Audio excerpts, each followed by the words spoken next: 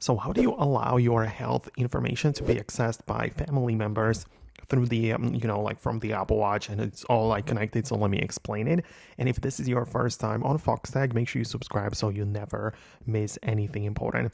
So of course, you can do it in multiple different ways, like the Apple Watch and health of your iPhone. It's all connected. So you can just go to your iPhone and open up the health app, and at the bottom, you have like the summary and sharing. So you just want to click on sharing and you want to just start sharing it with someone.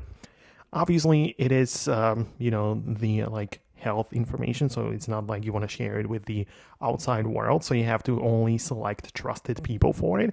So you can click the share with someone. It is all private and secure. So you can look for some of the people in here in the contacts.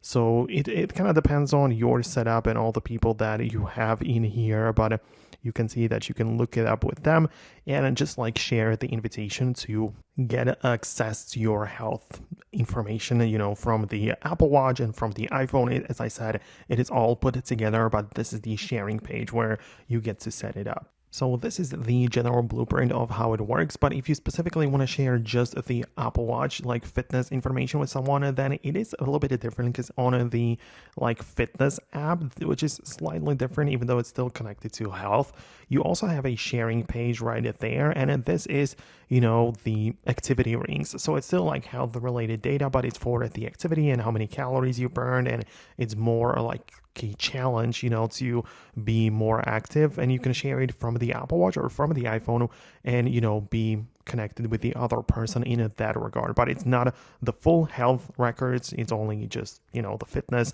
and the movement activity being stored. So that is the difference. Let me know in the comments below if you managed to find what you needed. I really hope that I can help you out with it. Subscribe for more, and I'll talk to you in the upcoming videos as well.